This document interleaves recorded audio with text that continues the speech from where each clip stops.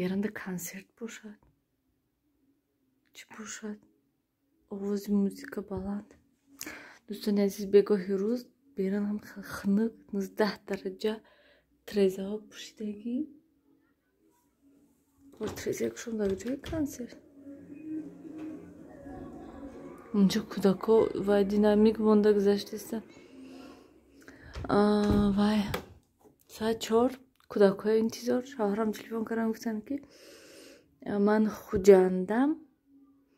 و کودکای گرفته نمیتونم با گشت 10 minut پس تلفن کردن گفتن که نمیشه چیکار کنم حاضر رفتم میگیرم شده گفتن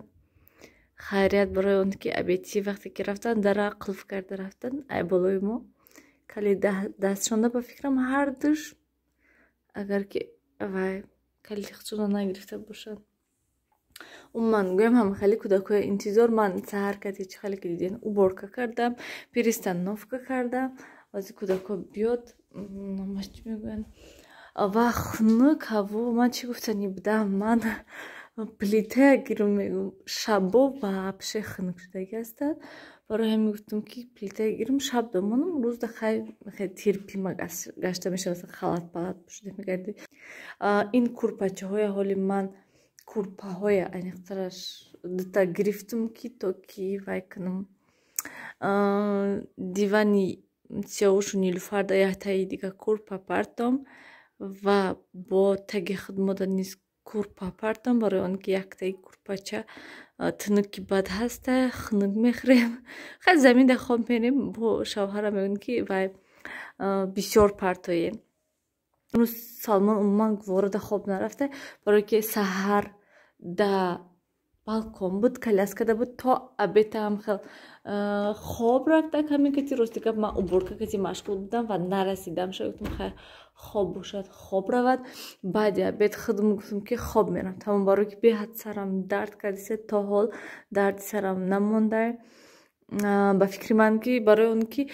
من خوش خواب نرفتم گویم بعد ابیت خودش ساعت 2 بود نیم بودک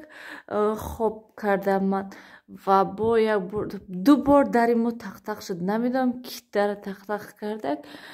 در قلف بودک و نکردم من در شده نمیتونستم من نمیدونم کی دو بار تق تق تق تق تق تق دو بار خستم و برای می خاطر با فکرم سرم در کردیسته هم خلاصی کودکای انتظار میشیم بیان کن چی گپ سیاوش از این سحری ددش برده بودن و نکده من نرفتم من خونه دادم کودکا خودشون رفتن کتی ددش و تلفن کرده ددش جان کردن که تمام بس پگه سحری خودتان میبرین کودکای برای اون که سیاوش گیریه کرده اما ماشین کتی میگن که همین پیش دهنی داری سادیگ رفته уже саршдаг ай мошин нахост фромадан ай мошин фровард мешуд то пеши маълимашу гиря карда дод зада во ман саҳри даст дида шавҳарам да қандои нағз медаги сиёвуша додам қандаш додам гуфтам ки ами пеши садик рафта инҷиқӣ кардак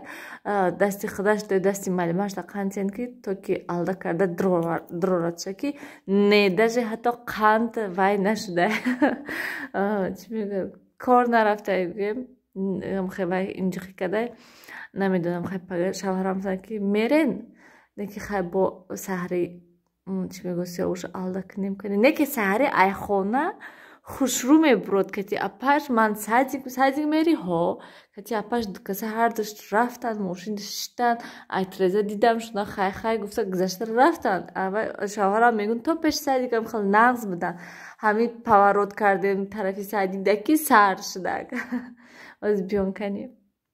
سیاوش من سیاوش آمده نیلوفر نیز آمده چطور نیلوفر تمپراتورا کدیسته سیزانی ما وای سر شد تمپراتورا کردنه دارو دادم شه انافیران دادم شه تا که نقص شود و گرادوس نیم که چین کدم شه 38 تمپراتوراش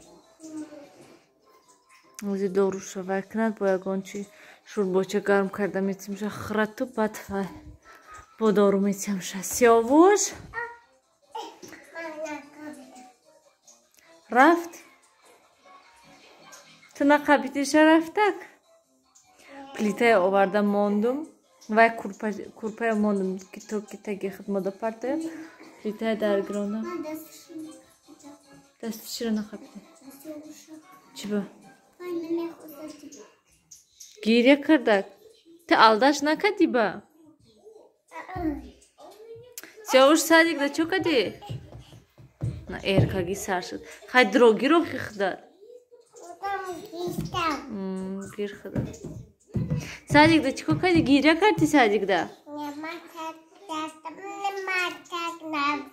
Намери дига садик?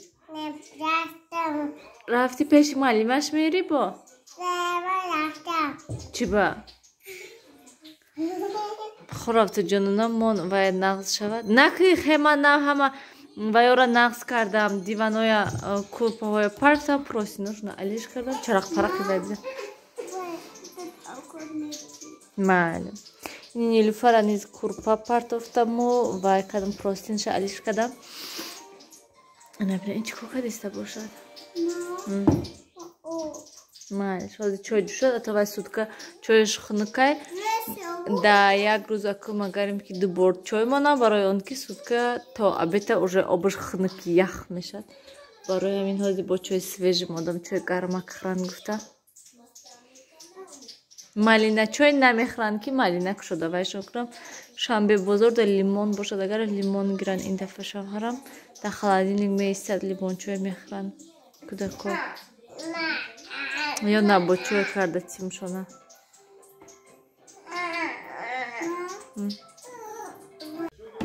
دوستان عزیز ما ششتایم همینجا ده و حاضر خواستم که ویدیو منتج کنم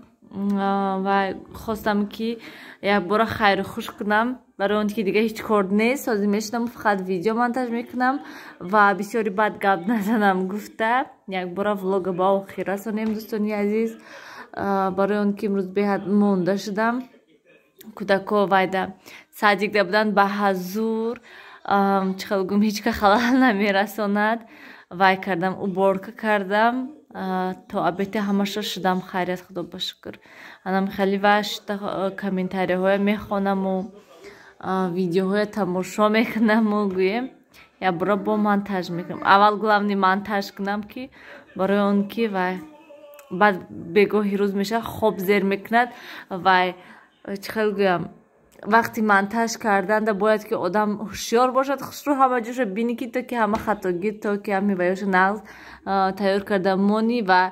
یگان چی باشد اگر اصلاح کنی وقتی خوب داشته باشی بهت دشوار بشه به اهمیتی میکنی انم خیلی دوستان عزیز خیلی نمیگوی سیاوش خیلی سیاوش اینجا استو خیلی گو اینجا اپاشم اپاش خیلی میگوید نیلوفر داروی خورد کمتر تمپراتورش پس شده با درم خسته است نه چی میخواهی تو چای میخواهی یا سلاتکی چای مالش ما از اوقات میمون مگه اوقات میخوریم بعد سلاتکی چای و سلاتکی چای میخوری اوقات نمیخوری ما اوقات فقط آبش میکشم آبش ما توشک کتی سبزی نه من 5 минут باباش کتی گپ زدم اینا داد به داد قند تیمنده خی گو وای خودت او خودت مالش خودم میتونم شما خرند شد او خدای محال میغلطی خی گو پیش داشتین خی گو خی گو نیلوفر خی شما هم خی گو خی گو خی داری آب